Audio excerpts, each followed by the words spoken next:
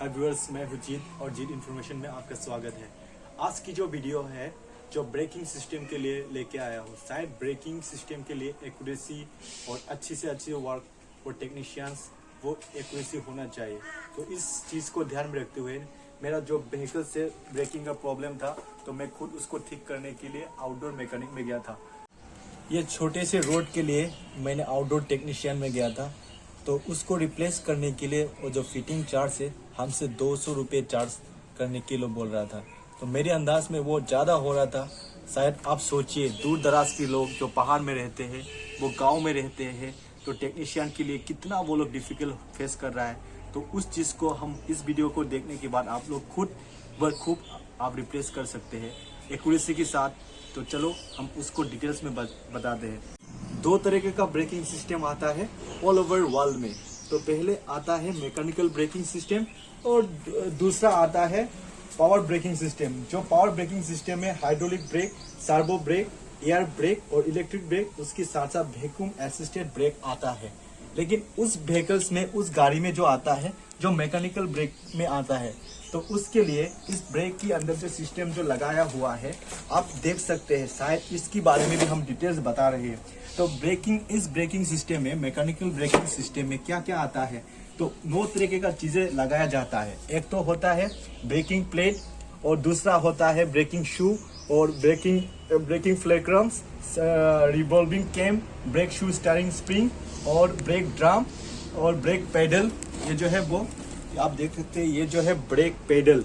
और ये जो आप देख रहा है ये जो है ब्रेक लिंक एंड रोड। जो मैं इसके बारे में बात बोल रहा हूँ, इस बारे जो आप देख रहा था उसमें यहाँ पे टूट गया था, तो सिर्फ इसको रिप्लेस एडजस्ट नहीं हो पा रहा है। तो हम इसको रिप्लेस करके दिखाऊंगा। चलो इसको रिप्लेस करने के लिए क्या क्या खोलना चाहिए हम उसको दिखाता है। तो पहले आपको ये स्क्रू जो है उसको पूरा रिमूव करके निकाल देना है। और दूसरा ये जो बोल्ट जो है वो रिमूव करना है। और 22 का जो ये बोल्ट है वो खोलना है। तो उसको असेंबल करने के लिए आपके पास जो स्पेशल टूल होना चाहिए, ये चीज़ होना चाहिए। पहले 14-15 का रिंग स्पिनर और 13-12 का रिंग स्पिनर, ये है कॉम्बिनेशन प्लायर। ये 16-17 का डबल एंडेड स्पिनर और 14-15 का डबल एंडेड स्पिनर। ये एल हैंडल, ये हैंडमेड है। और उसके बाद ये 22 नंबर का सॉकेट आपके पास होना चाहिए।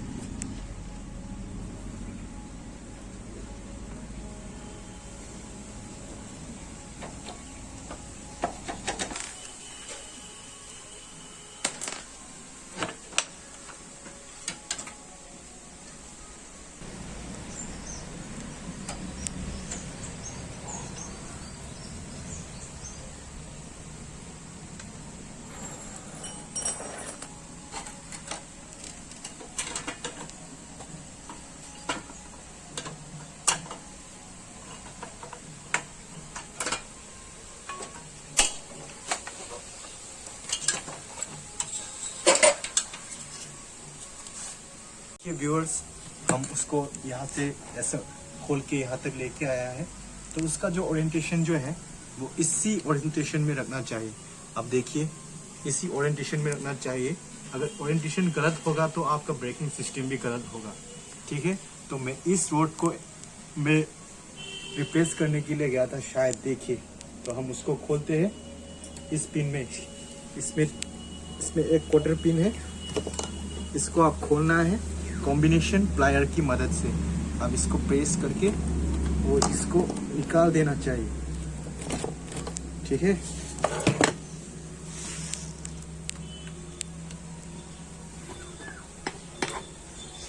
निकाल देना चाहिए और इस पिन को सही जगह में रखना चाहिए। उसके साथ साथ एक वॉशर अब है, देखिए ये वॉशर और ये शाफ्ट जो है सही से रखना चाहिए। ठीक है। तो ये है, ये पूरा का पूरा खराब हो चुका है, यहाँ पे होल्डिंग हो गया। तो इस चीज को ये देखिए पूरा बेंड हो चुका है। तो शायद इसी की वजह से ब्रेकिंग का एफिशिएंसी से जो है पूरा चला गया।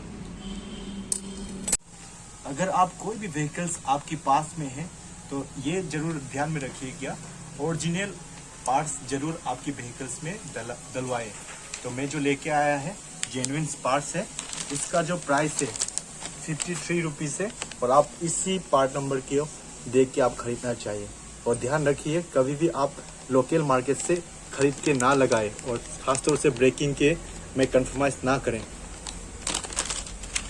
तो हम उसको खोल के दिखाता हूँ। तो इसी ओरिएंटेशन में आपको रखना है। आप इसी ओरिएंटेशन में आप कभी भी नहीं रखना है।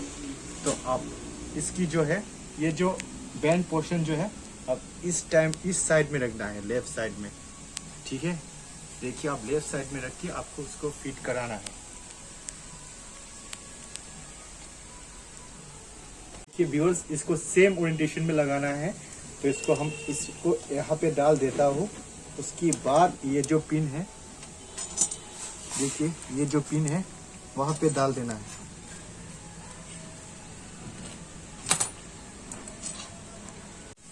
ये वॉशर बिल्कुल डालिए, ये भूलना नहीं है। और ये जो क्लॉक है, ये जो लॉक है, चिरा पिन जो है वो डालना। तो इसको ऐसे डाल देना है।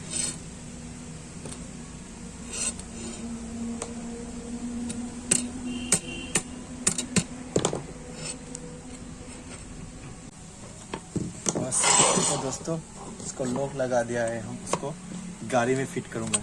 चलो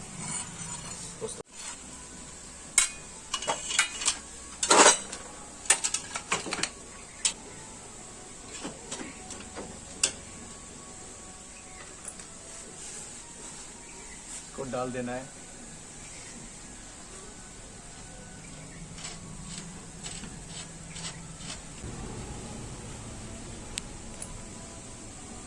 तो ये जो यहाँ पे डाल देना है। तो उसका टॉलरेंस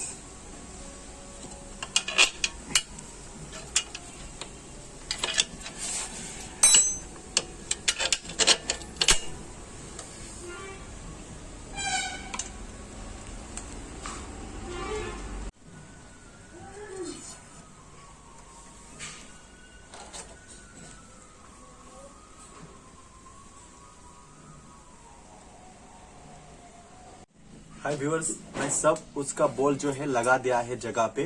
तो लास्ट जो इंड जो है, हम ब्रेक का जो क्लियरेंस जो है वो जरूर देखना चाहिए। उसका जो ब्रेक का क्लियरेंस जो है 20 to 30 के बीच में रखना चाहिए। अगर आपके पास मैकेनिकल ब्रेक का कोई ब्रेक पेडल है तो उसको 20 से 30 के बीच में रखना चाहिए। तो ये एक्यूरेसी के अंदर में आता है।